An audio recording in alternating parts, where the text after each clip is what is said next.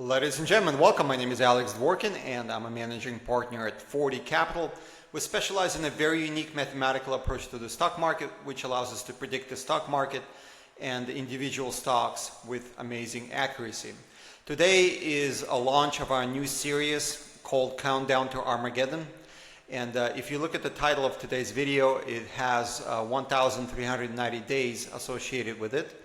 And that is exactly how many days we have left before, at least according to our calculations, there's going to be a nuclear exchange between NATO members and Russia and China alliance. So that's the center of gravity that we have. As I talked in our previous description video, that's going to be at the bottom of, or in the description of this video, there's a certain margin of error associated with it, but at least according to our calculations, the most likely probability of when that particular nuclear exchange is going to occur is August 7th of 2029. And like I've said, we're starting a new series where we're going to be, well, the format is a little bit shaky at this point in time, but for the most part, I'm going to be talking about current events, showing people what's going on, educating people on what's going on, and essentially getting ready for that particular time frame, and hopefully giving people the ability or capability of not only avoiding this particular war that's coming down the pipeline, but also surviving and thriving before and even after that. Okay, so the format that I figured out, it's probably going to change over the next couple of weeks to make it a little bit better, is we're going to take a look at current events, what's going on. I'll give you my analysis, and we'll go from there. So this is the book I published in 2014. It's been prophetic, basically. At that time, even before the Ukrainian revolution, it talked about what was going to happen. And actually, if you read it today, it is dead on accurate. We're currently updating the book. It's going to be ready probably 2 or 3 weeks, and I'll make it available to people out there. So as I discussed in my previous video, we anticipate a nuclear exchange once again between NATO members and Russia-China alliance. And there are two factors that guide us into that time frame. Number one is the overall stock market composition. I described it in great detail in that video you can find at the bottom or in the description of this video. And then factor number two, the war cycle that has to do with the United States, the 84-year war cycle. So I don't have any special gifts. I don't have any visions. Jesus doesn't talk to me. But what we have is we have exact cycles, and unfortunately they converge on that summer of 2029, and they clearly indicate that something terrible is going to happen. Also very important, well, I'll talk about December 7th of this year or December 15th of this year, plus or minus a couple of weeks here in a second. So let's just jump into our analytical framework and see what's going on out there. I'll look through the news. So this is important, okay? So top secret US spy jet spotted circling Russia amid mounting World War III fears. This is very important. This is not a singular event, so to speak. This has been happening over and over and over again. And actually, the United States or NATO, whatever you want to call it, has been probing Russia with Ukrainian drones, Ukrainian attacks, with NATO planes circling around, and all of that good stuff. So from our perspective, Russia has to be very, very careful at this juncture, because there's quite a bit of evidence suggesting there's going to be a decapitation attempt on Russian government. Now, as crazy as that sounds, right, this would be probably the worst thing anyone can do at this particular juncture. Not only because, I mean, listen, we're talking about Russia, right? We're not talking about Iraq. We're not talking about Iran. This is Russia. This is the nation that has over 4,000 nuclear weapons ready to go, and quite a few of them, probably at least half of them, are pointed at NATO members and the United States. And it would be absolute sheer insanity, from my point of view, to do any sort of decapitation strike against Russia. But nevertheless, just because of how the current government is behaving, and because of these signs that we see in terms of mobilization of NATO troops, a lot of assets moving into the European theater, as well as these probing missions. We have to take into consideration the fact that something is really going to happen there. Now, and this is very important, this is where our December 7th, and nobody's talking about this, nobody has this information, by the way, so I believe we are one of very few people who perhaps have access to this. Maybe nobody else does, as a matter of fact. So I talked in my previous video about the 84-year cycle and how accurate it is in different parameters. So I won't get into that discussion again at this time, but this is what you have to know. The VIX and the cycle, this cycle of Pearl Harbor attack, December 7th, 1941, which brings us 84 years later to December 7th of 1945, but I talked about there's a little bit of margin of error. If you want to be exact, it's actually happening on December 13th, plus or minus 1 week, is very important because it is suggesting something very, very important is going to happen at that time. Okay, so I talked about the fact that perhaps what we talk about, yeah. So if you look at the map here, you know, they trying to probe Russia and see the air defenses and what's going to come out of it.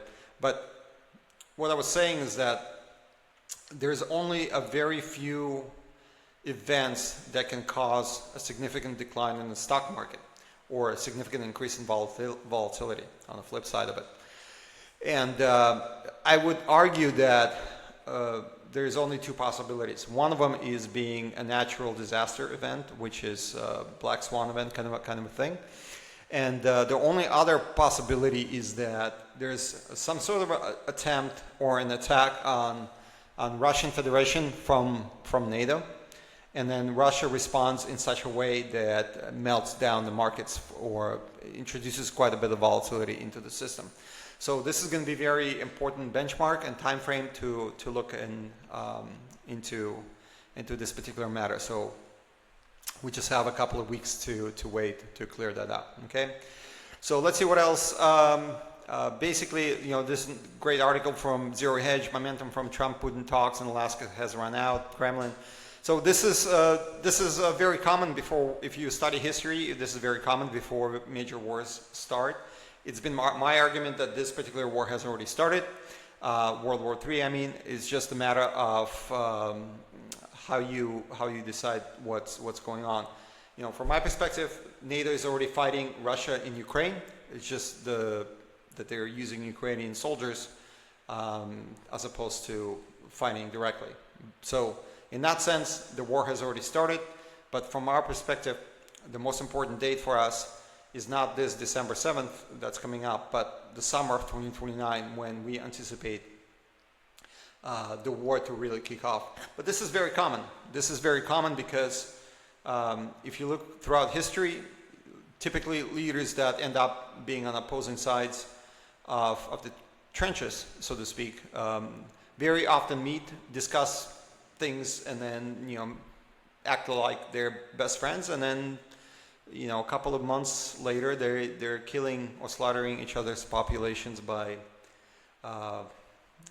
the bushel, right? So nothing very interesting to see here, as expected. So Ukrainian MPs refused to nominate Trump for Nobel Peace Prize. That's very unfortunate. I'm not sure why anyone cares about that stupid piece of paper and money. Particularly if we look at history of Nobel Prize and where it came from, or the name that it's associated with.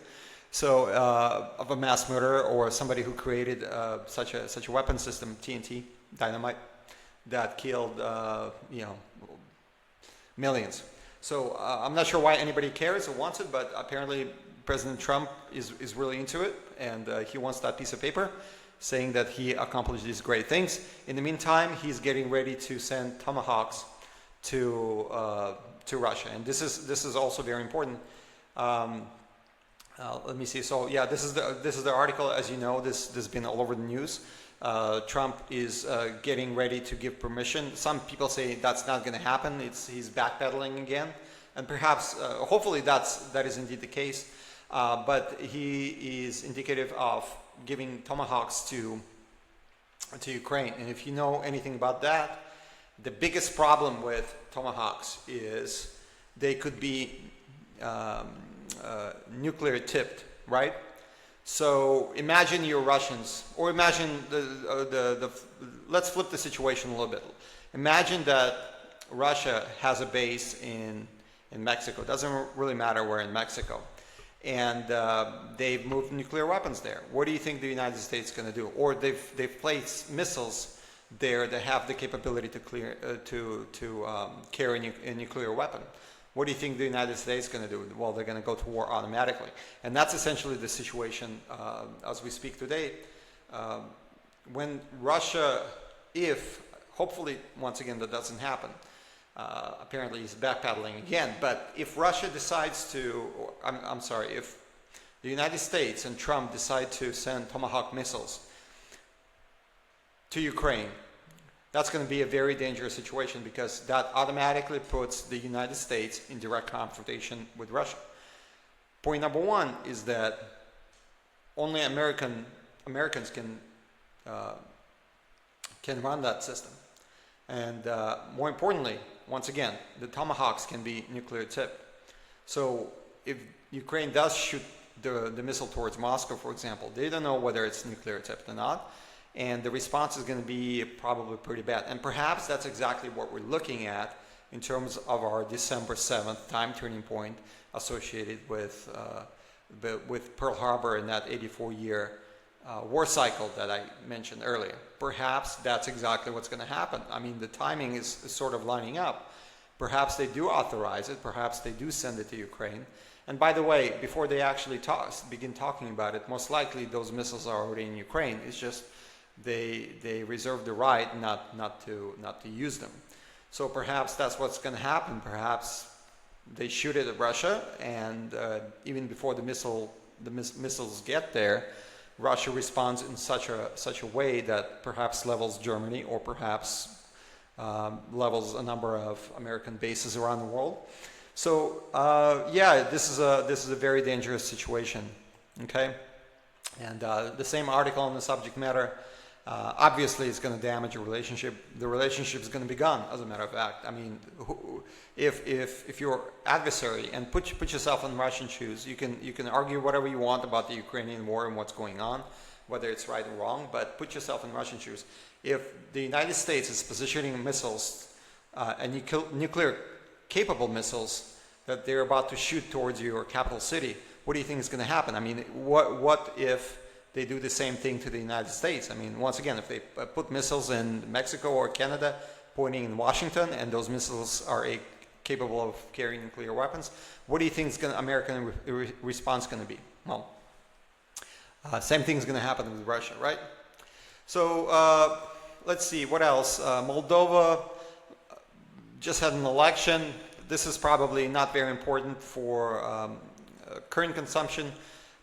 Moldova is a former Soviet republic, and an absolute shithole. If you've been there, I've actually been there, and it's a very, very depressing place. There's nothing there, but what's there is the next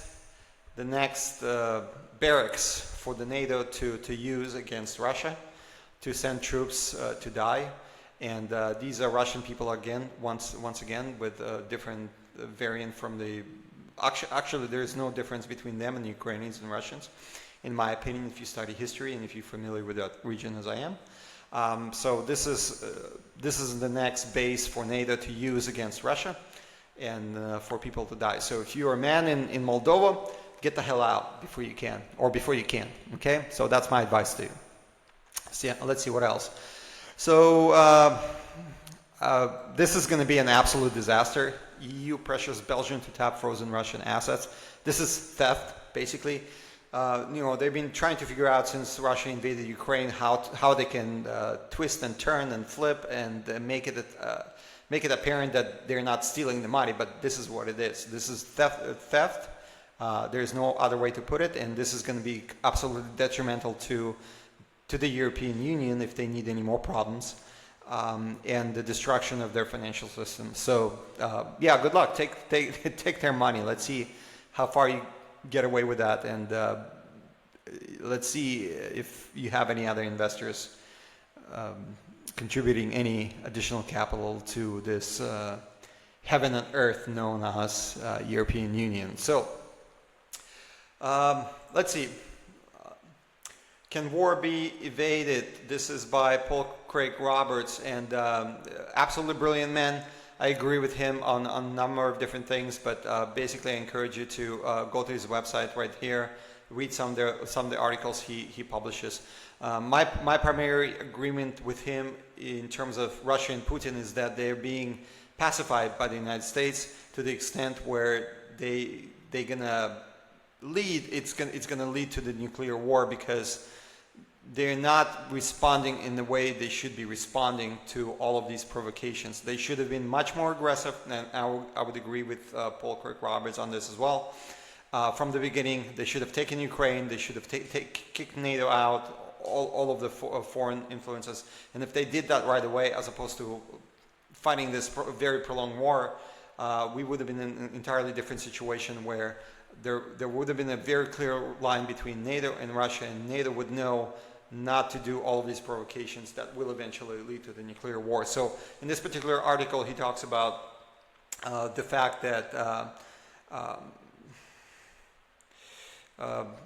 that Americans are essentially unaware of all of these things that are going on, particularly overseas, and particularly with the situation with Iran and Israel and Russia, and the fact that we very quickly moving towards an abyss, so to speak, of nuclear confrontation.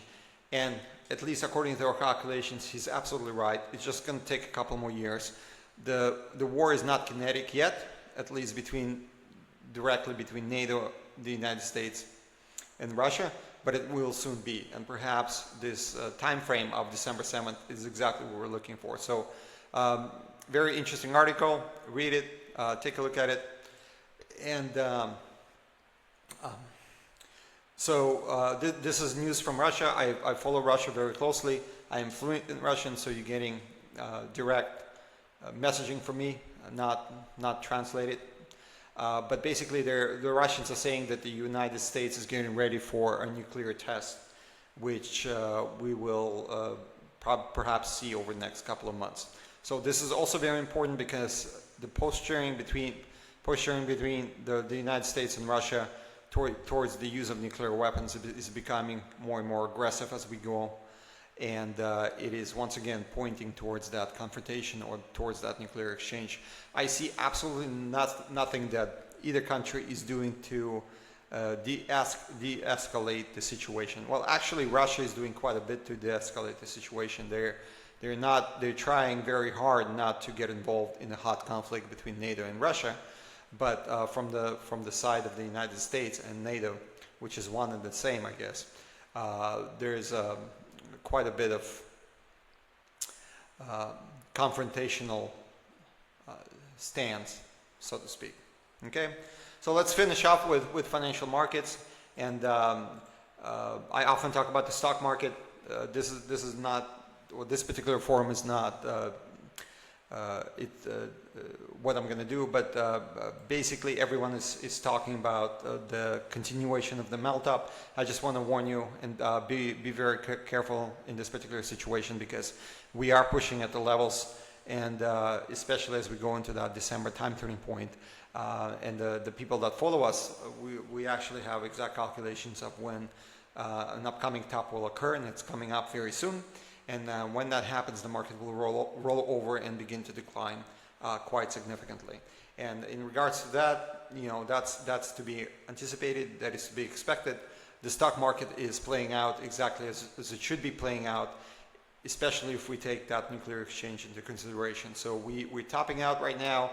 We're going to have a significant decline into next year, and then subsequently we're going to bounce once again into that 2029 top. And once that 2029 top arrives, there's going to be an absolute disaster, because that's what got us interested in this particular topic to begin with. We saw the stock market topping and essentially going to zero, and we began to ask questions, and then we figure out the war cycle and the rest of it. So be very careful here with the market. Don't buy this hype that NASDAQ is an AI frenzy and all of that stuff is going to surge much higher. As I indicated earlier, we are sitting, as a matter of fact, let me just go here and Shiller's PE ratio, I use it as a, as a perfect illustration. We are sitting at the most expensive market in history, much higher than 1929. This particular peak in 2000 has to be adjusted, as I discussed earlier.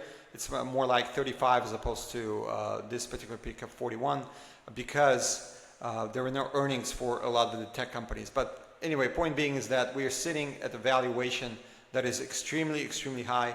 I would argue the highest valuation in the history of the stock market, if we take this particular peak into consideration and adjust it a little bit. So higher than 29, higher than 2000, higher than 2007, higher than the peak we had before 2022 decline began. So absolute sheer insanity in terms of the financial markets. So be very careful here. And in terms of gold, people are typically line up gold with perhaps some volatility happening in the market or a hedge, but typically gold moves with the stock market. So the reason you're seeing 4,000 gold is because the stock market is essentially in an all-out melt up as we speak. So when it finishes, and I did the analysis on gold on our channel, you can look it up. We were giving out time and price projections for the top for this upcoming gold cycles. So when the stock market tops, gold tops as well, and then we're going to have a substantial decline in the metal as well. So that concludes the analysis for this new series. We'll try to do it every day. Look at the current events, current topics, and hopefully you're going to find it interesting, particularly because we're working ourselves into that projection of summer of 2029 and nuclear exchange between Russia and China alliance. With that said, please subscribe. Thank you very much for your time. Have a wonderful day ahead. Bye-bye.